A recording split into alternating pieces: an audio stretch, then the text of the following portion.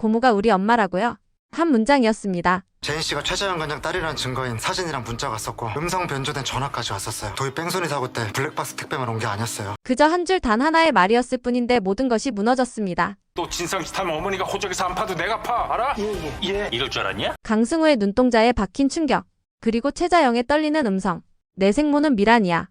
잊을 수도 지울 수도 없는 진실이 마침내 고개를 들었습니다. 승우가 밖에서 나온 자식인 줄 알고 원망했던 거지. 귀하게 계속 키울 거예요. 승우 내 아들로 누구 마음대로. 말도 안 돼. 그 순간 그들의 가족은 해체됐습니다. 그리고 파국은 그렇게 시작되었습니다. 사무실 복도. 빛 한 줄 스며들지 않는 정적의 공간 속에서 두 남자의 발걸음이 멈춰섭니다. 강재인에 대해서 할 얘기가 있어서요. 할 얘기가 뭐가 있다고? 난 들을 얘기 없어요. 황기찬과 황기만.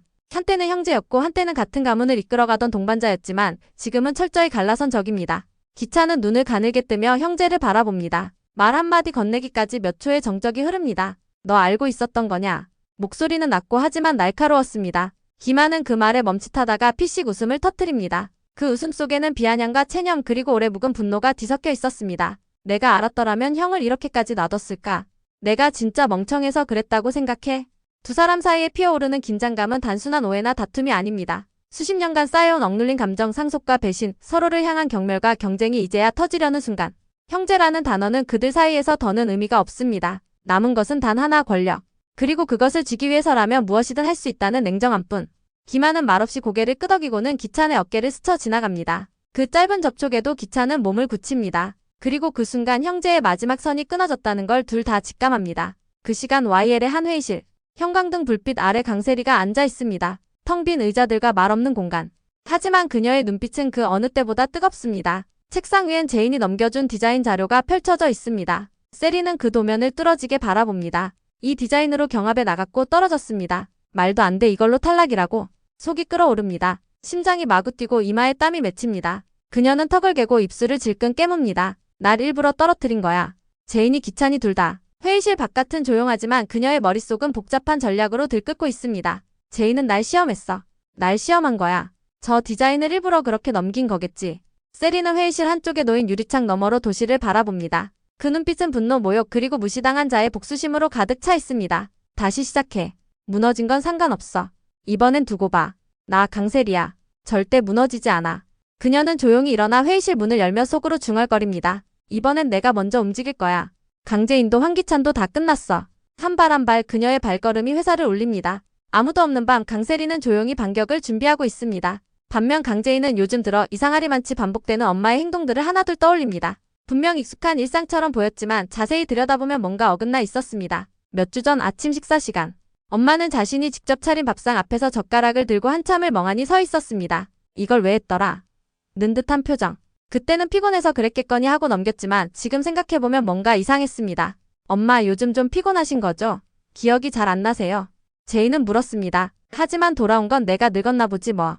라며 쓴웃음을 지으며 넘기는 엄마의 말뿐이었습니다. 그녀는 한 번도 그 의심을 병으로 연결시켜본 적이 없었습니다. 그녀의 뇌리에 깊이 박힌 장면 하나가 있습니다. 최근 집안 거실에서 엄마가 갑자기 벽을 바라보며 중얼거리던 순간. 이 집 참 낯설다, 그 말에 제인은 놀라서 엄마를 불렀지만 엄마는 방금 전의 말을 기억하지 못했습니다. 순간의 이상함은 지나가는 해프닝이 되었지만 그 장면은 제인의 머릿속에 깊이 각인되었습니다. 그날 밤 제인은 홀로 방 안에서 휴대폰으로 초기 치매 증상을 검색합니다. 키워드 몇 개만 입력해도 지금까지 목격한 엄마의 모습과 놀랍도록 겹쳐지는 증상들이 나열됩니다. 하지만 그녀는 곧 휴대폰을 덮습니다. 아니야. 설마 그럴 리 없어. 엄마가 그럴 리 없잖아. 그녀는 부정하고 싶습니다. 엄마는 그런 사람이 아니니까. 하지만 마음속 깊은 곳엔 설명할 수 없는 불안이 조용히 쌓이고 있습니다. 한편 최자영은 자신의 내면에서 무너지는 기억과 싸우고 있습니다. 아침이면 거울 앞에 서서 스스로에게 묻습니다. 나는 누구였지? 자신의 이름은 기억나지만 문득문득 딸의 이름이 떠오르지 않습니다. 심지어 가장 사랑했던 그 딸. 그렇게 애지중지 키운 그 아이 이름이. 그의 내 딸 이름이 뭐였더라? 그녀는 손을 머리에 얹고 사력을 다해 기억을 더듬습니다. 아무리 애를 써도 떠오르지 않습니다. 머릿속이 하얗게 지워진 듯한 그 감각. 공포가 목을 조입니다. 그녀는 자신이 병들었다는 사실을 스스로도 어렴풋이 알고 있습니다. 하지만 인정하지 않습니다. 인정하는 순간 모든 것을 잃게 될 것 같기 때문입니다. 그래서 그녀는 강승우에게 더 집착합니다. 혼란한 기억 속에서도 뚜렷하게 남아있는 그 아이. 강미란의 아들. 그녀가 오랜 세월 아들처럼 키운 존재. 승우야, 넌 내 진짜 아들이야. 엄마가 이제부터라도 널 지켜줄게. 절대 남의 손에 맡기지 않을 거야. 그 말에 승우는 말없이 고개를 돌립니다. 지금껏 자신이 믿고 의지했던 고모가 사실은 친엄마였다는 사실. 입으로는 부정하면서도 마음속 깊은 곳에서 그 가능성을 받아들이고 있습니다. 믿고 싶지 않아 지금까지 뭐였던 거지 내 인생이. 승우는 길을 걷습니다. 밤 공기가 축축하게 목덜미를 적시고 도시의 소음이 아득하게 울려 퍼집니다. 그의 발길은 자연스레 익숙한 곳으로 향합니다. 바로 패트릭이 일하는 바. 작은 테이블, 잔잔한 조명. 술잔 2개가 마주 놓이고 조용히 술을 따르는 소리만 들립니다. 패트릭은 말없이 건배를 제안합니다. 이런 밤엔 그냥 마셔. 둘 사이엔 말이 없습니다. 하지만 오히려 그 침묵이 위로가 됩니다. 서로의 시선은 닿지 않지만 이해와 공감은 이미 머문 상태. 승우는 오늘 밤 처음으로 누구에게도 기대지 않고 스스로를 내려놓고 술을 마십니다. 그는 알고 있습니다. 지금 이 순간 이 감정이 무엇을 의미하는지. 패트릭은 말없이 술을 따라주고 승우는 조용히 한 모금 머금은 채 허공을 바라봅니다. 그냥 잠깐 잊고 싶었어. 내가 누군지도 왜 이렇게 아픈지도. 그 한마디에 그들의 밤은 조용히 흘러갑니다. 긴장과 고백, 이해와 고독이 뒤엉켜 흐르는 이 밤. 누구도 울지 않지만 모두가 울고 있는 밤입니다. 한편 김도윤은 병원 복도 한켠 아무도 없는 그 시간에 핸드폰을 들여다봅니다. 밝게 빛나는 액정 속 단 한 줄의 메시지가 그의 눈을 꽉 잡아 끕니다. 강재인은 김도희를 죽인 범인의 딸이다. 그 문장은 너무도 평범한 형태로 쓰여 있었지만 그 안에 담긴 무게는 상상을 초월합니다. 그 순간 도윤은 전혀 알지 못했던 현실과 마주한 듯한 충격에 사로잡힙니다. 아니야, 그럴 리가 없어.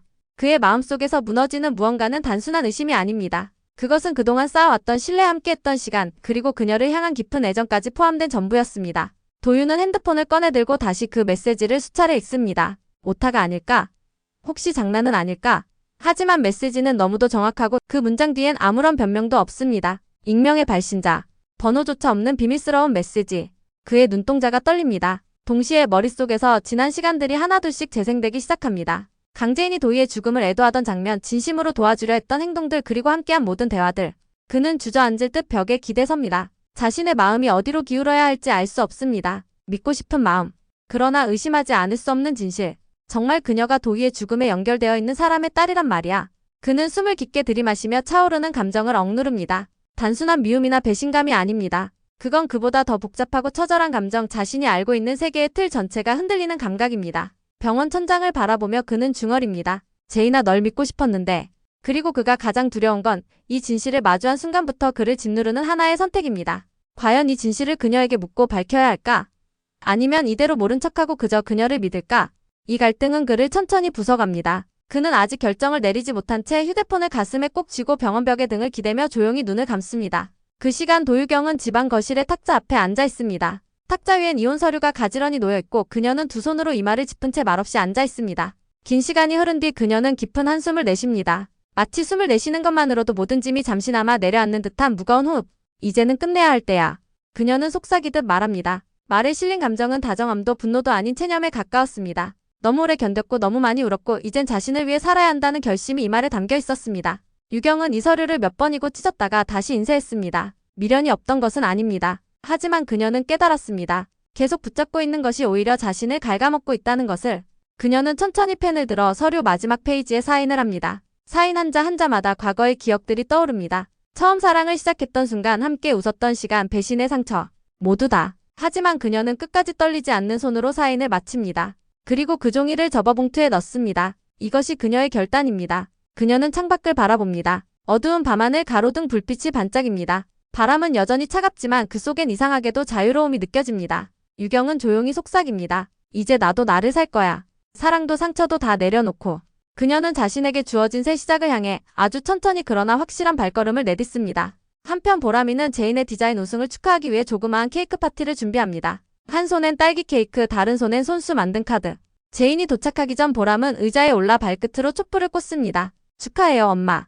방 안가득 퍼지는 보람이의 목소리는 그 어떤 환호보다 따뜻했습니다. 감정의 경류 속에서 그녀의 순수한 미소는 단 한순간이라도 사람들의 가슴을 덜컥 무너지게 만듭니다. 제인은 파티룸에 들어서자마자 눈물을 흘립니다. 그녀는 말없이 아이를 안아줍니다. 보람아, 고마워, 엄마 괜찮을 거야. 보람은 그저 웃습니다. 아직 세상의 어두움을 모르는 아이의 웃음은 어쩌면 이 드라마에서 가장 진실된 감정일지도 모릅니다. 케이크 한 조각, 초 하나, 그리고 아이의 손글씨가 담긴 카드. 그 조각조각들이 제인에게는 하루를 버틸 수 있는 단단한 힘이 됩니다. 한편 황나라는 부엌에서 밥을 하다 갑자기 눈물을 터뜨립니다. 두 명의 엑스새언니. 무너진 가정. 분열된 가족들 사이에서 그녀는 스스로도 어디에 서야 할지 모릅니다. 물을 끓이려다 그만 가스레인지에 불을 올려놓은 채 냄비를 잇습니다. 화르륵 불길이 번지려는 찰나. 나라가 깜짝 놀라 뒤로 물러납니다. 다행히 큰 화재로 이어지진 않았지만 부엌은 어지럽고 그녀의 눈은 빨갛게 충혈돼 있습니다. 내가 뭘 그렇게 잘못했는데 왜 나만 이래? 그녀의 목소리는 작지만 절절합니다. 도유경이 떠난 빈자리 나라에겐 너무도 컸습니다. 평소 도유경은 말없이 나라의 실수를 덮어주고 어지러진 집안을 정리해주곤 했습니다. 그런 유경이 사라지고 나니 황나라는 한순간에 감정의 브레이크가 풀려버린 듯합니다. 불안정한 감정 상태는 그녀를 점점 극단적인 생각으로 몰고 갑니다. 거울을 보며 나라가 말합니다. 엄마도 없고 언니도 없고 이제 나도 없어지는 게 낫겠지? 그 순간 휴대폰 알림이 울립니다. 보람이 생일 파티 초대장이라는 문구가 화면에 뜹니다. 나라의 눈빛이 순간 흔들립니다. 그래 보람이는 무슨 죄야. 그녀는 천천히 무릎을 꿇고 바닥에 흩어진 채소들을 하나하나 주워 담습니다. 반면 도민주는 족발 가게 앞 큰 창문 너머를 바라보며 서 있습니다. 손엔 계약서가 들려 있습니다. 이게 시작이야. 정호성 당신 곧 마주칠 거야. 그가 중얼이는 말은 단순한 선언이 아닙니다. 그의 얼굴엔 오래된 분노가 응축되어 있습니다. 정호성과의 악연, 그리고 그 뒤에 숨겨진 누군가. 족발 가게는 단순한 식당이 아닙니다. 거기엔 과거의 어떤 기억 혹은 인연이 연결돼 있는 장소입니다. 도민주는 계약서에 사인을 하기 직전 잠시 멈춥니다. 이 장소 반드시 내 손으로 지켜낸다. 그리고 그 사람도. 그는 사인을 마치고 가게를 둘러봅니다. 낡은 간판, 오래된 의자. 그러나 그 속에 담긴 기억들은 어떤 고급 인테리어보다도 단단한 의미를 지니고 있습니다. 그리고 홍만수는 어둠이 내린 저녁 도유경의 집 앞에서 다시 나타납니다. 초인종을 누르지 않고 그냥 문을 두드립니다. 한 번, 두 번, 세 번 점점 고함이 커집니다. 유경아, 나야. 얘기 좀 하자고. 그의 뒷모습은 술기운에 비틀거리지만 눈빛은 예사롭지 않습니다. 주변을 지나던 주민 하나가 눈살을 찌푸리며 지나갑니다. 저 사람 또야. 하지만 유경의 집안은 조용합니다. 커튼 너머로도 아무런 인기척이 없습니다. 홍만수는 짜증 섞인 욕설을 뱉으며 다시 문을 두드립니다. 이게 다 내 잘못이야. 나를 이렇게 만든 건 너라고. 그의 목소리는 점점 커지고 손에 들린 소주병이 바닥에 떨어져 깨집니다. 유리파편들이 흩어지고 이 위험한 밤의 공기는 더욱 긴장으로 감돌기 시작합니다. 그 순간 멀리서 경찰 순찰차 불빛이 비춥니다. 홍만수는 뒤를 돌아보다가 서둘러 자리를 뜹니다. 하지만 그의 뒷모습에는 끝난 남자의 체념보다 아직 끝나지 않은 사람이 불길한 예감이 짙게 배어 있습니다. 이 밤 아이는 웃고 어른은 울고 누군가는 무너지며 누군가는 다짐합니다. 감정의 파도가 밀려드는 53회의 장면들 속에서 우리가 집중해야 할 건 누가 진짜 무너졌는가가 아닙니다. 바로 누가 끝까지 살아남을 것인가입니다. 한밤중 아무도 없는 Y의 옥상. 강재인은 멀리 도시의 불빛을 바라보며 중얼입니다. 엄마 이젠 정말 나 혼자예요. 그녀의 손엔 한 장의 서류. 거기엔 최자영의 병명과 진단 날짜가 적혀 있습니다. 눈물이 떨어집니다. 멈출 수 없는 감정의 폭발. 그리고 다음 순간 황기찬은 집무실에서 전화를 받습니다. 회장님 강세리 씨가 임시주총을 소집하겠답니다. 기찬의 눈빛이 흔들립니다. 드디어 그녀가 움직이기 시작한 겁니다. 모든 인물이 격돌하는 53회. 형제는 칼끝을 겨누고 딸은 엄마의 병을 마주하며 무너지고 사랑은 의심 앞에 흔들리며 비밀은 드디어 그 베일을 벗습니다. 이제 남은 질문은 단 하나. 이 폭풍 속에서 당신은 누구를 믿겠습니까?